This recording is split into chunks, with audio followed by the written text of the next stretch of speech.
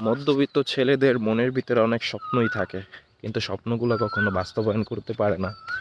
কারণ তাদের পরিবারের জন্য, পরিবারের মুখে হাসি ফোটানোর জন্য নিজে যুদ্ধ করে তার নিজের মনের স্বপ্নগুলো, ইচ্ছেগুলো সবগুলো মাটি চাপা দিয়ে দেয়।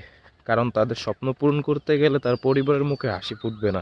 আর পরিবারের মুখে যদি হাসি না ফুটে, একটা ছেলে যতই তার মনের ইচ্ছেগুলো পূরণ করুক না কেন, তার মনে কখনো শান্তি আসে না।